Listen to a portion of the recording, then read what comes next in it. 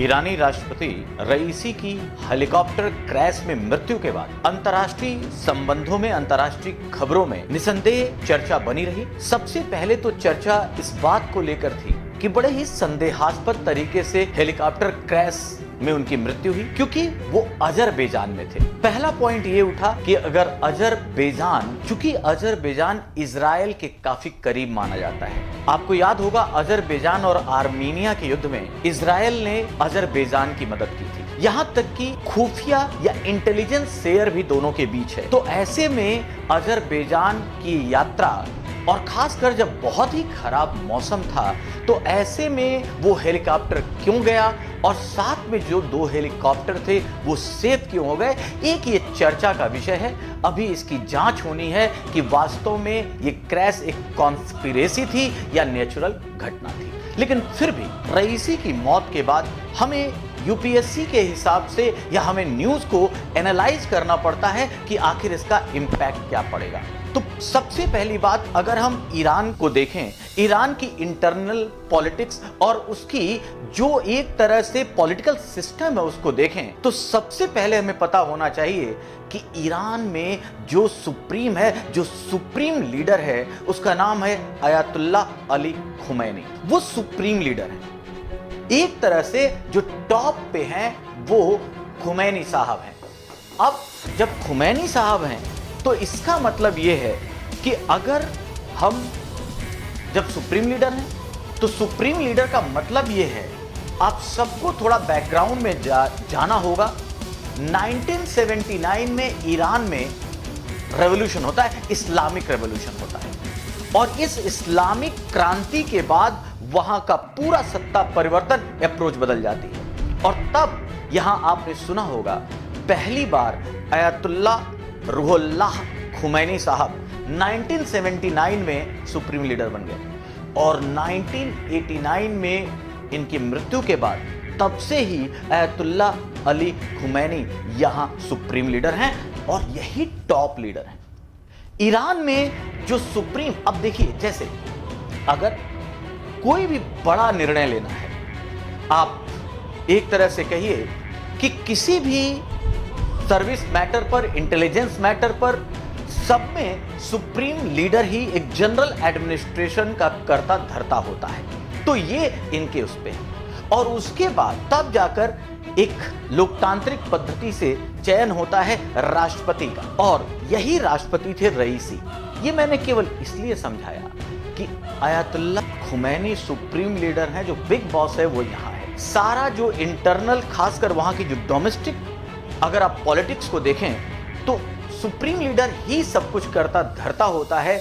उसके पास ही एक तरह देखिए, चाहे कमांडर इन चीफ हो, चाहे रिवोल्यूशनरी गार्ड क्रॉप्स हो, सबका जो नियंता होता है वो सुप्रीम लीडर होता है। ये इसलिए जानना जरूरी है कि राष्ट्रपति की मृत्यु ऐसा नहीं है कि अचानक निर्वात उत्पन्न कर रही है और वहां पर पॉलिटिकल डिस्टर्बेंसेस बहुत तेजी से पैदा हो जाएंगे। साथ ही साथ चूंकि रईसी एक कट्टरपंथी अप्रोच के नेता माने जाते थे, और अभी वहां अनुच्छेद 131 के अनुसार एक बात साफ है कि जो वहां उपराष्ट्रपति है, अब वो वहां के राष्ट्रपति बन जाएंगे और अगले 50 दिनों में चुनाव होगा। और जो उपराष्ट्रपति साहब है मोहम्मद बगैर, वो बहुत क्लोज माने जाते हैं खुमैनी साहब के। तो एक चीज तय है कि राष्ट्रपति की मृत्यु के बाद अचानक बहुत तेजी से बदलाव या कोई बहुत निर्वात की स्थिति, शून्य की स्थिति वहां नहीं होगी। इसके बावजूद जो सोचने वाली बात है और जो इंपैक्ट करेगा, उन पॉइंट को हम ऐसे देख सकते हैं। ईरान, आप याद होगा, ईरान की न्यूक्लियर, जो उसका परमाणु कार्यक्रम था, न्यूक्लियर प्रोग्राम था, इस न्यूक्लियर प्रोग्राम को लेकर वेस्टर्न यूरोप, खासकर अमेरिका, किसी भी तरह इसे रोकना चाहता था। कई बार सैंक्शन, कई बार इस तरह के उतार चढ़ाव राजनीति में रही इंटरनेशनल पॉलिटिक्स में ईरान के न्यूक्लियर प्रोग्राम को लेकर, और 2018 में उस पर पूरी तरह अमेरिका ने सैंक्शन लगा दिया ईरान पर, due to nuclear programme Iran. वो यूरोप और बाकी देशों के साथ उसका निर्यात लगभग शून्य है, ट्रेड लगभग शून्य है। भारत भी इसी के बाद, भारत और ईरान की दोस्ती एक अद्वितीय दोस्ती है। कई बार हम लोगों ने एक ऐसा, इस सारे दबावों के बावजूद हमारा ट्रेड जारी रहा। और अभी आपको याद होगा, इसी हफ्ते में कुछ दिन पहले चाबहार बंदरगाह का 10 साल के लिए संचालन भारत को दिया गया। वो चाबहार बंदरगाह जो भारत के लिए जियोपॉलिटिक्स के लिए एक तरह से गेम चेंजर साबित होगा। तो प्रधानमंत्री ने इसीलिए ट्वीट किया और रईसी की मृत्यु पर एक दुख व्यक्त किया कि बड़े अच्छे तरीके से भारत और ईरान इतने नाजुक संवेदनशील मोड़ पर भी भारत और ईरान के रिश्ते ठीक ठीक पटरी पर ले जाने के लिए। तो 2018 से सैंक्शन है ईरान पर, बाकी ट्रेड से कटा हुआ है, लेकिन यूरोप से और इजराइल से। अब यहां पर यूएसए ईरान को कहता है ये एक्सिस ऑफ एबल है, ये दुष्ट राष्ट्रों की धुरी मानता है ईरान को। कौन? अमेरिका। अमेरिका है, उधर ईरान है। अब इसके साथ साथ एक फैक्टर और आता है जिसे इसको देखना है। जो लोग कह रहे हैं कि ये हो सकता है कोई साजिश हो और इसमें इजराइल की साजिश हो। ऑब्वियसली आज वर्ल्ड रिलेशन में आप देखें तो बहुत सारी ऐसी स्थिति है जो विश्व शांति को भंग कर रही है। उसमें इजराइल और हमास का जो युद्ध चल रहा है ये भी बड़ा इंपॉर्टेंट है। इजराइल हमास के युद्ध में माना जा रहा है कि हमास का सीधा समर्थन ईरान कर रहा है और ईरान हमास का समर्थन कर रहा है। साथ ही साथ लेबनान में एक और आतंकी संगठन है जिसका नाम है हिजबुल्लाह।